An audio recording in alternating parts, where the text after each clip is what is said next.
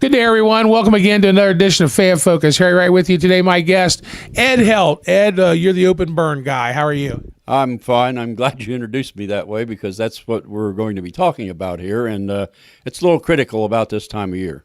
You know, people talk about all the rain that we've had and all this, that, and the other. Well, I could go ahead and burn that brush pile. It ain't going to hurt nothing. Maybe not. Well, I don't want to take a lot of time up, but I can tell you a story about just recently I went out and looked at a brush pile, and it was really wet. As a matter of fact, I said, how wet are we going to be? You know, I'll put my boots on. No, we're fine, you know. Well, it got wetter and wetter. And this little pile that this gentleman had, there's nothing but water laying in the field around it, except for the fact that there's a little bit of tufted grass all over the top of it. And I'll never forget many years ago when I first started working on the fire department, going to a fire at the end of one of the outskirts of town, which is now built up. But anyway, I said, how can it be a fire? It's flooded out there. But everything on top of the water was burning. It was a sight to behold, in all honesty. So it can happen, you know, and it could just glide across the top of that water and feed off that dry brush if, in fact, you get it started that way. So you know, and the reason about the burning and the reason that we have these rules, folks, is, you know, well, of course, the EPA is involved now, so we don't put a bunch of pollutants in the air, but it is to make sure that you don't burn your neighbor's house down. Absolutely. That's what it's all about. It's a safety precaution for not only yourself, but for, like you say, your neighbors and surrounding people that are, you know, subject to be on the downwind side of things. I think people are very surprised to find out how far a hot ember, once it leaves that fire and it starts floating away, how long that'll burn. Oh my goodness, it depends on the size. Actually, you know, if you have a large fire, and you're going to get larger embers because the updraft will take larger embers, and they can go many feet. You know, You're thinking I'm far enough away from Bill's house, I'm okay. And the next thing you know, Bill's house is on fire. Well, that's why one of the hard, fast rules about open burning, where you have any size of a pile, I'm talking about something that's 5 feet high and 5 feet around and all that sort of thing. We're talking agriculture waste or yard waste or whatever. And because of the fact that you have to be 1,000 feet from the nearest inhabited dwelling on an adjacent property. 1,000 feet, folks, that's a fur piece. 300 feet's football field, so you got to be 3 football fields away. That's the way we equate it. You know, say, do you folks have an idea about how long a football field is? Well, double that and triple that. So there you go. All right, well, tell us some of the rules. Well, some of the rules, obviously, there's been a lot of changes in the rules, and you mentioned Ohio Environmental Protection Agency. One of the main reasons I wanted to be out here now is because the Ohio Department of Natural Resources, Division of Forestry, got involved with open burning in quite a degree about 4 years ago now. They have arbitrarily, if you ask me, declared that there are certain dry months in the state of Ohio. Now, guess what, folks? 3 of those are March, April, May. 2 others are October, and November. So we're coming up close to March, obviously. And what those regulations stipulate is, for whatever their reasoning is, I do not know. They do not want any burning, open burning, from 6 in the morning till 6 in the evening. So in other words, they don't want you burning during the daylight hours. Now, I'm really not sure what that's all about, because my forte has always been to tell people, regardless of what size of fire you have and so forth, but if it's of any size, I want to make sure that it's going to be out before it gets dark. The reasoning for that is you're out at the edge of town in the country where most of these fires are going to be taking place, and if someone a couple of roads over, so to speak, sees a flame, they have no idea where it is. I mean, you know, they're far enough away that they think they know where it is. Well, they call the fire department or they call the sheriff's office and say, you know, hey, there's a fire and I live such and such a place and I'm looking south or north or whatever, and I don't really know what it is. Well, even though that may be a permitted burn, which means that the fire department and the sheriff's office are aware of the fact that there's a fire on such and such a road, they still have to send someone to look at it to make sure that's the fire that we have been approved, that we are notified about.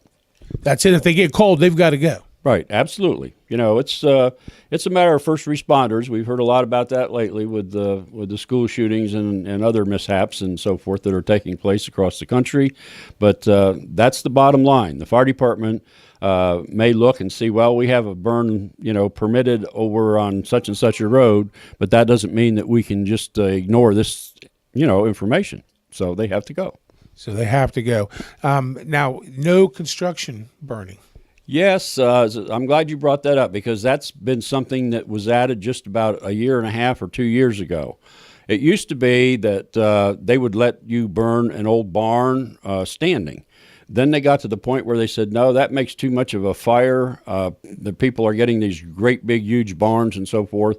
So what you have to do is knock it down, dismantle it, take out all the things that we don't want burned, like a tar roof or whatever, insulation, if that should happen to be part of the situation, and then get it in a pile and you can burn it. Well, about a year and a half ago, the EPA said no more burning of any building materials. So if it's something that you made, it was part of a building at one time or another, folks, you just can't do it anymore. It's one of those things that's their decree. So basically what they're saying is the EPA, they want you to burn your brush and your tree trimmings and stuff like that. But if it's wood that's been used in a construction project, no. Absolutely. I know I always said if this is a creosoted lumber or treated lumber that was in a more recent building, you can't burn it because of the chemical situation. Now they're just saying arbitrarily building material, period. And, some of these older buildings, I mean, they have nothing on them but whitewash over the years, if people even know what I'm talking about. Whitewash was just simply a thin mixture of paint that looked like paint for maybe a year, and then it was, let's do the whitewashing again. But anyway, that's the situation. So there's no burning of any building materials, and that's one of the criteria for open burning. You brought some information with you here. Let's have that. Okay. Well, one of the things I wanted to note was when we talk about the permission in Washington Courthouse, of course, the local fire department has jurisdiction within the city limits. Outside of the city limits, the Union Township trustees for many years have seen fit to hire what they call a fire safety inspector, and part of his duty is to oversee the open burning rules to make sure people are following those rules. So I've been that certified fire inspector and hired by Union Township for many years now to do this. So what we do is if you have something you want to burn in the open, the first rule of thumb is that you have to be a mile from the corporation limits. Now, I have had people that have been on the permission to burn list for a long time, and suddenly I say, I'm sorry, I can't let you do that anymore. And it's because of the fact that the city annexes property. They have annexed a lot of property out in the area of the industrial park, which extends the boundaries of the city. So obviously now you're no longer in that mile limit. I never thought of that, but somebody that lives on that outskirts of town, if the city does annex property, you're no longer so many feet away. Absolutely, and that is an existing situation I have for a long time now. Most of the people that were agricultural, especially on the outskirts of town in that area, have been really upset because of the fact that I say, I'm sorry, I can't let you do this anymore. I do not have the authority.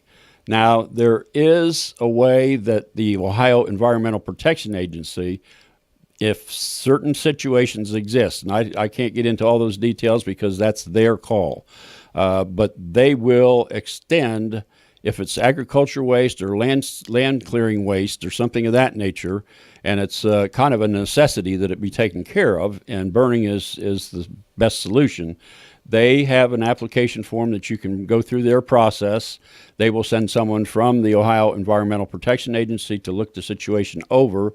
You still have to have that 1,000 feet limit from a next door neighbor. So regardless of whether they would look at it and say, okay, we can do this because that is the bottom line. If you're not that 1,000 feet from your next door neighbor in the unrestricted area, which is that mile limit from this corporation limit of Washington Courthouse, then they're going to turn you down.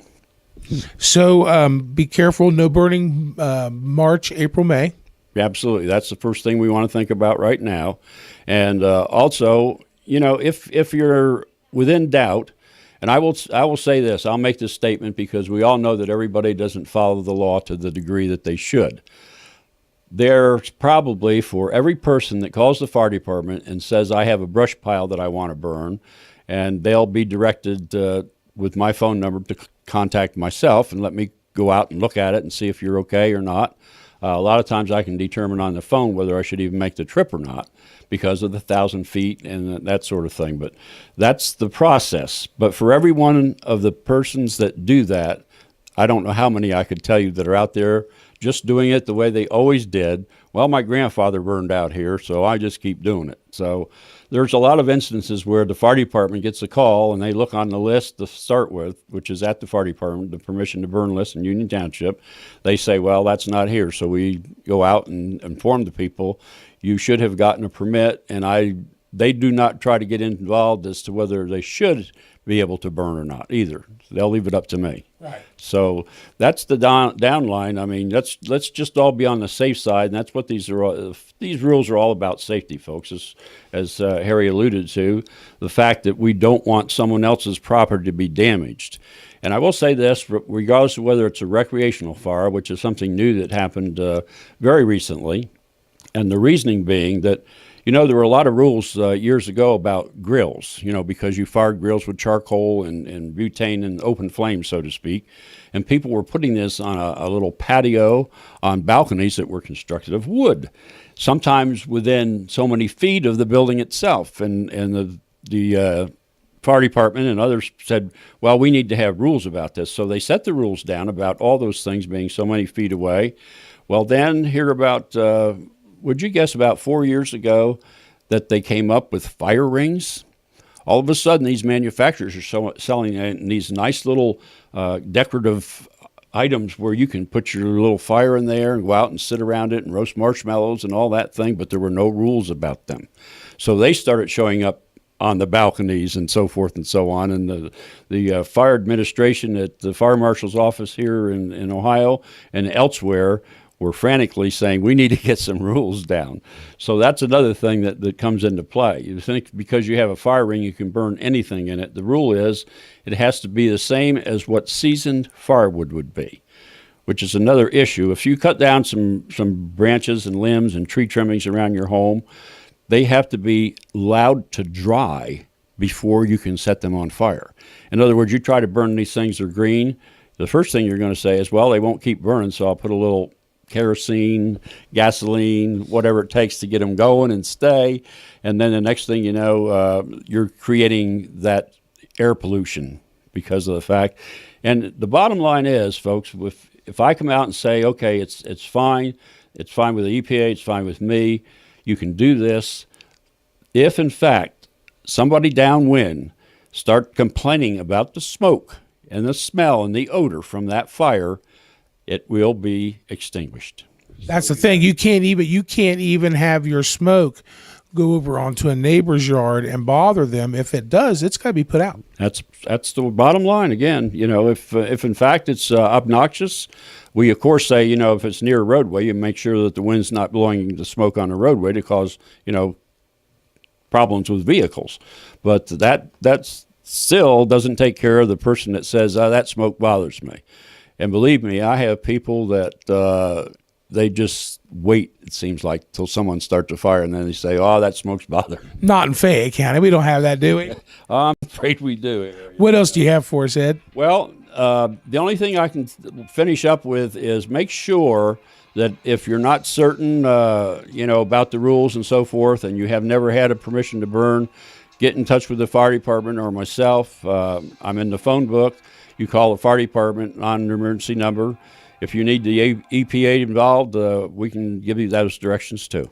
All right, my guest today has been Ed Helt. He's been talking about open burning. Folks, if you have a question about whether or not you can burn something, your best bet's to get a hold of Ed, talk to him, and he'll give you the yes or no, and that way you don't have to worry about somebody coming out and putting your fire out, and now you got this mess of half-burnt wood and soaked in water and all this other garbage. Absolutely, Harry. I appreciate the fact that you contacted me and said, I think we need to talk about open burning again. It's kind of an annual thing, in all honesty. We've been doing it, on that basis for some time, and I certainly appreciate it. Well, we appreciate you, Ed. Thank you, folks, for watching.